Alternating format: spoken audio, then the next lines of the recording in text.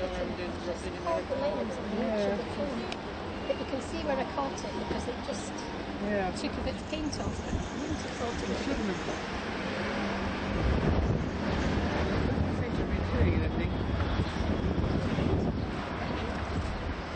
I don't know if there's anyone else here who knows more about. I'm not really an expert on doing cameras. I tend to just give me a minute. Turn them off and on again. And I wonder if I've jammed the thing doing it. I turned it off and on and turned it off and on. Anybody any good with cameras? Yeah, just a minute. According to Father Michael, Israel's a relatively safe place for street crime. It's just a place where bombs go off. Yes, not very often. Yeah.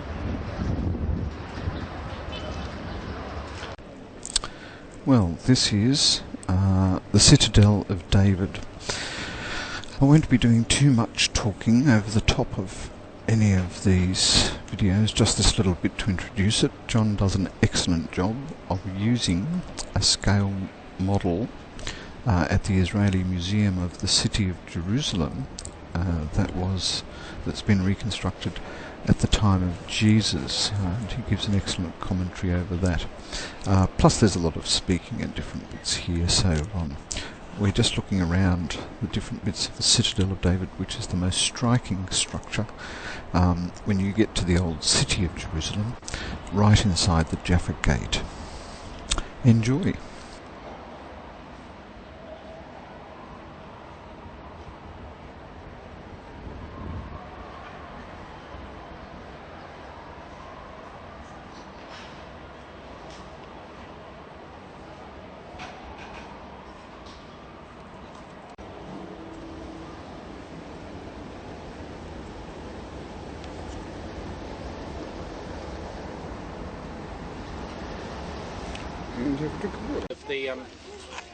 Of the model, there are three northern walls. This is the southern wall, and the outline of this southern wall is Hasmonean. That is roughly 100 BC. The Hasmoneans were the people who ruled Judah before King Herod the Great came to power in 37 BC.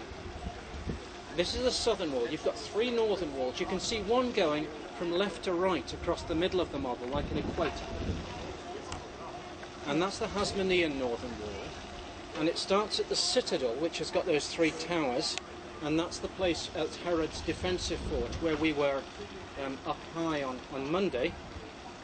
And then you've got the city extended to the north in two instalments.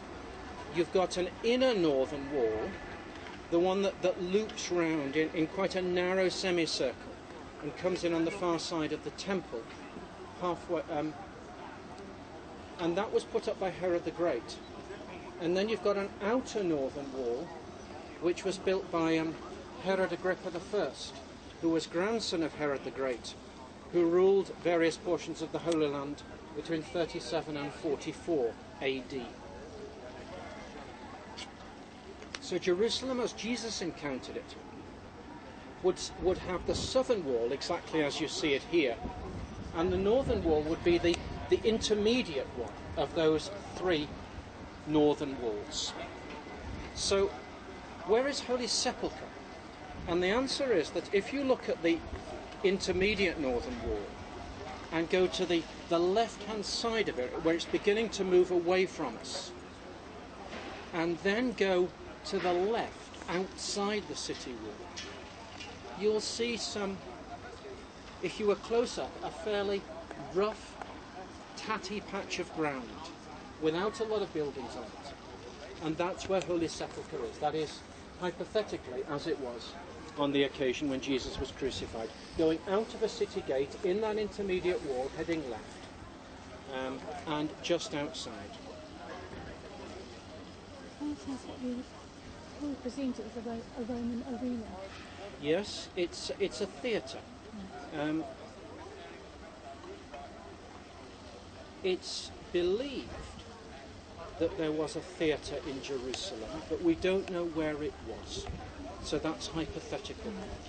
There's a difference between a theatre and an arena, and you'll see both side by side at Caesarea. An arena is really a sports stadium. If any of you have seen the film Ben-Hur, where they have a chariot race around an oval track, that's an arena.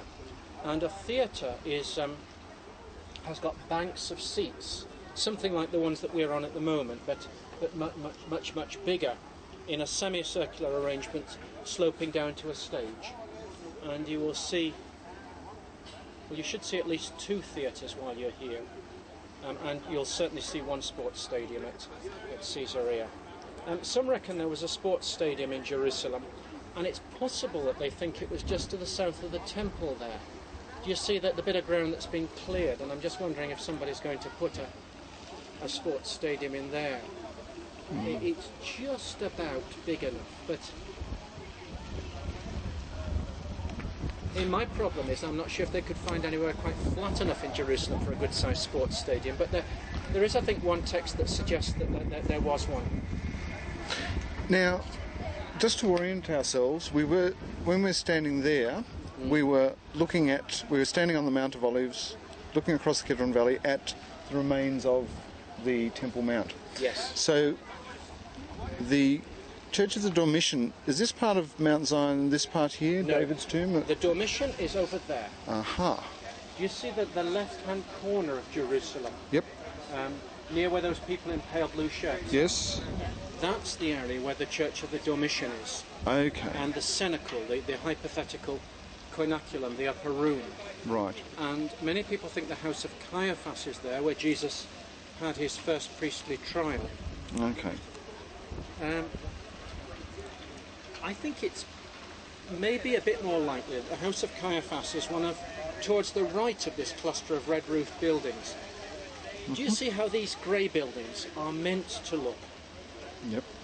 Poor and restricted in size. Yep. And the red-roof buildings are meant to look posh. Yep.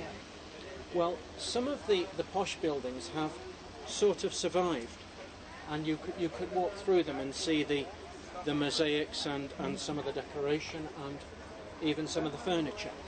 And that's in a place called the Vol Archaeological Museum that we hope to go to about Tuesday or Wednesday next week when we go to the Jewish quarter. The Jewish quarter of Jerusalem, as it now is roughly the right-hand half of the red-roofed area, going down to the western wall of the temple. The western wall of the temple, the so-called Wailing Wall, where you see Jewish people praying these days, is just beyond that bridge that comes into the temple, and there, the western wall. On the far side of the temple, did Philip tell you about the Antonia Fortress? Do you see the 4 towers? Yeah. That's the Antonia Fortress. It was the Roman garrison quarters. It was again built by Herod the Great. If in doubt, it was built by Herod the Great. Now, what about that the hexagonal tower in the far corner on the third wall out there? Yes. What's that? I don't know what that is. It looks as if it's a fortification to strengthen the corner of the wall. Yeah. There is a tower over towards that corner these days called Goliath's Tower, but it's reckoned by Murphy O'Connor to be about 1000 AD, so I can't shed any light on that. Right. Okay. Murphy O'Connor may say something. Right.